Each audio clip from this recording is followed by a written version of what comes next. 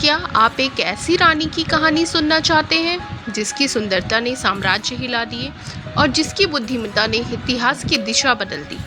वो एक महिला थी जो केवल एक फिरौन नहीं बल्कि एक रणनीतिकार, एक प्रेमिका, एक विदुषी और एक योद्धा भी थी। चलिए जानते हैं मिस्र की आखिरी रानी क्लियोपेट्रा के बारे में। एक ऐसी कहानी जो प्रेम, सत्ता, विश्वासघात और आत्म बलिदान से भरी हुई है। उस रानी की असली कहानी जिसे इतिहास ने जितना बताया उससे कहीं ज़्यादा छुपा लिया गया।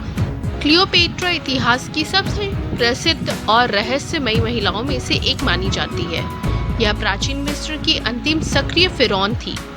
उनकी कहानी प्रेम, राजनीतिक शक्ति और ट्रेजेडी से भरी हुई है। क्लियोपेट्रा का पूरा नाम क्लियोपेट्रा 7 फिलोपेटर था। उनका जन्म 69 ईस्वी पूर्व अलेक्जेंड्रिया मिस्र में हुआ था। वो टॉलेमी वंश जो सिकंदर महान के जनरल टॉलेमी वंश के वंशज थे। उनके परिवार में उनके पिता, उनकी माँ, उनके भाई बहन भी थे। 51 ईस्वी पूर्व क्लियोपेट्रा ने अपने छोटे भाई टॉलेमी 8 के साथ मिलकर शासन करना शुरू किया था। मिस्र में यह परंपरा थी कि फिरौन को अपने भाई या बहन से शादी करनी होती थी, इसलिए उसने अपने भाई से शादी की जो कि 10 साल का था। असली सत्ता वह खुद अपने हाथों में रखना चाहती थी, लेकिन जल्द ही भाई बहन में सत्ता को लेकर संघर्ष शुरू हो गया और क्लियोपेट्रा को देश छोड़कर भागना भी पड़ा था। 48 ईस्वी पूर्व में जब जूलियस सीजर मिस्र आया तब क्लियोपेट्रा गुप्त रूप से उससे मिली थी। कहानी प्रसिद्ध मानी जाती है कि कालीन में लिपटकर वह सीजर के पास लाई गई थी। क्लियोपेट्रा की बुद्धिमत्ता, सुंदरता और राजनीतिक की समझ से सीजर प्रभावित भी हुआ था और दोनों के बीच प्रेम संबंध बना और एक पुत्र हुआ सीजरियन। सीजर ने क्लियोपेट्रा को मिस्र की रानी के रूप में फिर से स्थापित किया था। 44 ईस्वी पूर्व में रोम में जूलियस सीजर की हत्या कर दी गई थी। इसके बाद रोम में सत्ता संघर्ष शुरू हो गया और एक नया नेता उभरा, मार्क एंटनी। क्लियोपेट्रा और एंटनी की पहली मुलाकात 48 ईस्वी पूर्व में हुई थी। एंटनी भी क्लियोपेट्रा की सुंदरता और चतुराई से आकर्षित हुए और वे प्रेम में पड़ गए। दोनों के बीच शादी हुई और दोनों के 3 बच्चे हुए, एक पुत्र और 2 जुड़वा बेटियां। क्लियोपेट्रा केवल अपनी सुंदरता के लिए ही नहीं जानी जाती थी, बल्कि असल में वो एक बहुभाषी विदुषी भी थी। उन्हें कम से कम 9 भाषाओं का ज्ञान था।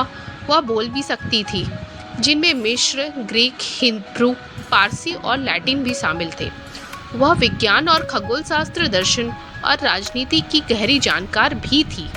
टॉलेमी वंश के शासक यूनानी थे और मिस्र में रहते हुए भी यूनानी भाषा ही बोलते थे। क्लियोपेट्रा पहली शासिका थी जिन्होंने मिस्र भाषा सीखी और अपनाई, जिससे जनता के साथ साथ उनका सीधा संबंध बना। क्लियोपेट्रा ने खुद को आइसिस देवी, जो प्राचीन मिस्र की देवी थी, उसका अवतार बताया था। वह केवल धार्मिक कारणों से ही नहीं था, बल्कि वह लोगों के बीच अपनी स्थिति को मजबूत बनाने के लिए अपनी पकड़ को मजबूत बनाना चाहती थी, इसलिए उन्होंने ऐसा भी किया था। क्लियोपेट्रा ने कई प्रकार के जहरों पर भी प्रयोग किए थे ताकि पता चल सके कि कौन सा जहर सबसे तेज और दर्द रहित होता है।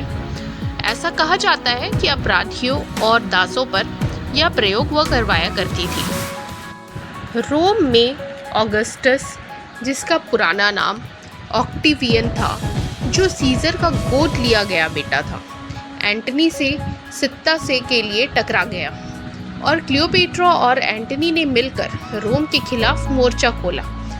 31 ईस्वी पूर्व में ऑक्टियम की नौसैनिक लड़ाई हुई, जिसमें ऑगस्टन सेना ने क्लियोपेट्रा और एंटनी को हराया था। हार के बाद एंटनी ने आत्महत्या कर ली थी, यह सोचकर कि क्लियोपेट्रा मर चुकी है। क्लियोपेट्रा ने कुछ समय बाद ऑगस्टस द्वारा अपमानित किए जाने के डर से 30 ईस्वी पूर्व में आत्महत्या कर ली थी। कहा जाता है कि उसने एक जहरीले सांप से खुद को डसवा लिया। उनके बेटे सीजरियन को भी ऑगस्टस ने मरवा दिया था। जैसा कि माना जाता है कि क्लियोपेट्रा ने सांप के डसवा करके अपनी आत्महत्या की थी। लेकिन कुछ इतिहासकार ऐसा मानते हैं कि यह कहानी रोमन ने फैलाई, जबकि ऑगस्टस ने ही उसे मरवाया था ताकि वह सीजर के असली उत्तराधिकारी को हटा सके। क्लियोपेट्रा के तीनों बच्चों में से केवल उसकी बेटी क्लियोपेट्रा सेलेनी ही जीवित बची थी और रोम में कैद हो जाने के बाद वह आगे चल के मोरक्को की रानी बनी। बाकी बच्चों को या तो मार दिया गया या उनका जिक्र इतिहास से मिटा दिया गया। क्लियोपेट्रा मिस्र की अंतिम शासक थी। उनके बाद मिस्र रोमन का एक प्रांत बन गया। वह केवल सुंदर ही नहीं बल्कि कई भाषाओं की ज्ञाता, राजनीतिक, रणनीतिकार और कूटनीति में भी माहिर थी। उनकी कहानी ने हजारों सालों से कलाकारों, लेखकों और फिल्म निर्माताओं को प्रेरित किया है। क्लियोपेट्रा का अंत भले ही दुखद रहा हो, लेकिन उनकी विरासत आज भी अमर है। वो केवल मिस्र की रानी ही नहीं थी, बल्कि वो एक युग की पहचान थी, एक ऐसी महिला जिसने पुरुष प्रधान राजनीति को चुनौती दी थी। उसकी कहानी आज हमें यह सिखाती है कि सत्ता सिर्फ तलवार से ही नहीं बल्कि बुद्धि और आत्मबल से भी चलती है। अगर आपको क्लियोपेट्रा की यह कहानी पसंद आई हो तो वीडियो को लाइक करें, शेयर करें एंड चैनल को सब्सक्राइब करना ना भूलें। मिलते हैं एक नई ऐतिहासिक कहानी के साथ। तब तक के लिए नमस्कार।